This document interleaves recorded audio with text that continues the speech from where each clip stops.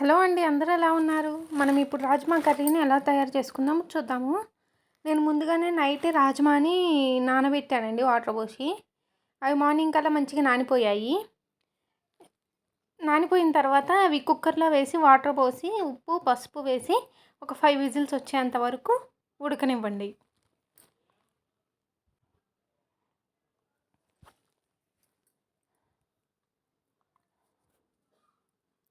ఒక mixie jar తీసుకొని 2 medium size టమాటాని తీసుకున్నానండి నేను. అవి ముక్కలుగా కట్ చేసుకొని మెత్తగా ప్యూరీలాగా పేస్ట్ చేసుకోవాలి.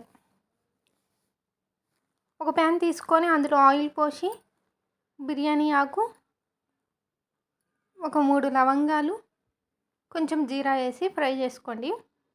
నేను ముందుగానే ఆనియన్స్ పచ్చిమిర్చి కట్ చేసి పెట్టుకున్నానండి. అవి కూడా వేసి మంచి గోల్డెన్ బ్రౌన్ కలర్ వచ్చేంత వరకు ఫ్రై చేసుకోండి.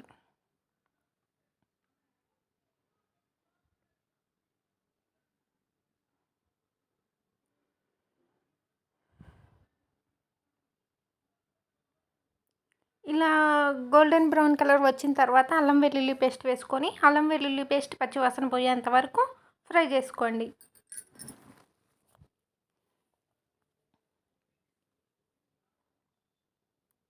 ఇలా ఫ్రై అయిన తర్వాత మనం పేస్ట్ చేసుకున్నాము కదండి టమాటాని, ఆ పేస్ట్ని వేసుకోండి. ఇందులో వేసుకొని మంచిగా మగ్గనివ్వండి. అది మగ్గిన తర్వాత కొంచెం సాల్ట్, పసుపు, కారం వేసుకోండి. మన టేస్ట్కి తగ్గంత వేసుకోండి. కొంచెం ధనియాల పొడి వేసుకోండి.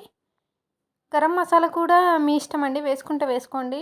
సమ్మర్ కదా, ఎండలకి ఎందుకులే అని నేను గరం మసాలా వేయలేదు. ఇదిగోండి, రాజ్మా కూడా బాయిల్ అయిపోయింది.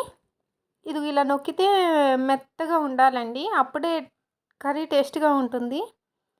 ఇంకా రాజ్మాని తీసుకొచ్చి కర్రీలో వేసేయండి, వాటర్తో సహా వేసేయండి. ఇలా 2 మినిట్స్ మగ్గనివ్వండి కర్రీని మూత పెట్టి. ఇంక లాస్ట్లో కొంచెం కొత్తిమీర వేసుకొని స్టవ్ ఆఫ్ చేయండి.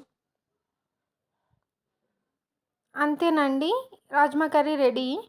ఈ రాజ్మా కర్రీ వైట్ రైస్లోకి, బగారా రైస్, రోటీ, చపాతీ వీటిల్లోకి చాలా టేస్టీగా ఉంటుంది. ఎన్నో పోషకాలతో ఉన్నాయండి ఈ రాజ్మా కర్రీ. అంతేనండి ఈ వీడియో.